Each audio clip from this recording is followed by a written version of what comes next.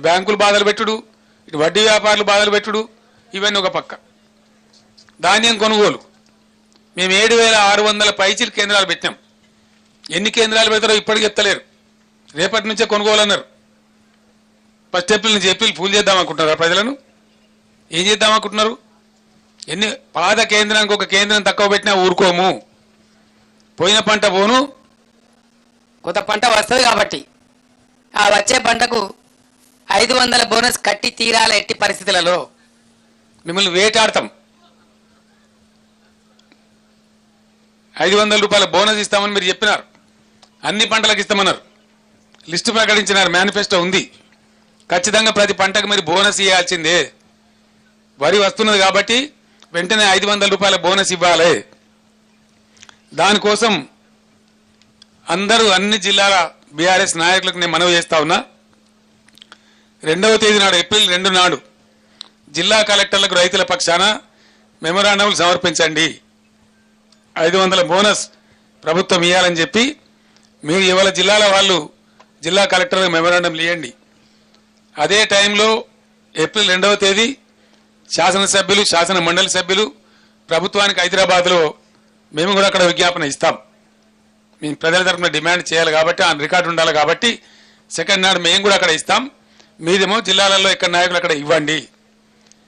Bonus ఇస్తారా ఇవ్వరా వీళ్ళ తెలుస్తుంది కాబట్టి 6వ తేదీ ఏప్రిల్ 6వ తేదీ నాడు అన్ని నియోజకవర్గ కేంద్రాలలో 500 రూపాయల బోనస్ ఇవ్వాలని చెప్పి ఖచ్చితంగా దీక్షలు చేయండి. ఒక 1 డే దీక్ష. నిరాహార దీక్షలు అవసరం లేదు. ఈ తోలుమందం ప్రభుత్వానికి కడుపుండా తినే కూర్చొని దీక్ష చేయండి చాలు. వీళ్ళ కోసం మనం ఉపాసం ఉండే అవసరం లేదు. మంచిగా టిఫిన్ తిని లంచ్ తిని కూర్చొని దీక్ష చేయండి, నినాదాలు ఇవ్వండి. ఆ ప్రకారం బోనస్ ఇవ్వని చెప్పి నిరసన దీక్షలు కూడా చేస్తాం. ఆ తర్వాత కల్లాల దగ్గర కూడా మేము ఎండగడతాం. కొనుగోలు కేంద్రాల దగ్గర మేము నిలదీస్తాం. డెఫినెట్గా బోనస్ ఇచ్చేదాకా మిమ్మల్ని వదిలిపెట్టే ప్రశ్న లేదు. దయచేసి రైతాంగానికి నేను మళ్ళొకసారి అప్పీల్ చేస్తా ఉన్నా. ఆత్మహత్యలు చేసుకోకండి. ఏం మునిగిపోదు. వీళ్ళు ఇప్పుడున్న అసమర్థులేం శాశ్వతం కాదు. మీ పక్షాన మేమున్నాం, పోరాడతాం, బ్రహ్మాండంగా పోరాడతాం. కాబట్టి దయచేసి మీరు ఆత్మహత్యలు చేసుకోవద్దు.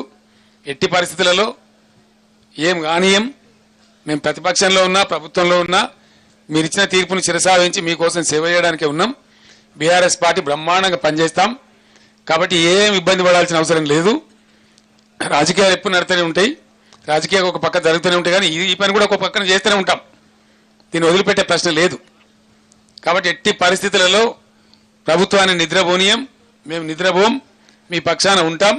కాబట్టి దయచేసి రైతు సోదరులకు నా విజ్ఞప్తి, అందరం కలిసి యుద్ధం చేద్దాం. మీరు రెడీగా ఉండండి, సిద్ధంగా ఉండండి. ఎక్కడికక్కడ ప్రజాస్వామ్య పద్ధతిలో మనకు హక్కు ఉంది కాబట్టి ఫైట్ చేద్దాం, యుద్ధం చేద్దాం. వాళ్ళు ఇచ్చిన వాగ్దానాలు అమలు చేసేదాకా, ప్రతి ఒక్క వాగ్దానం అమలు చేసేదాకా వెంటబడి తరిమి చేయించుదాం. లేకపోతే గద్దె దిగుమని చెప్పుదాం చేత కాకపోతే.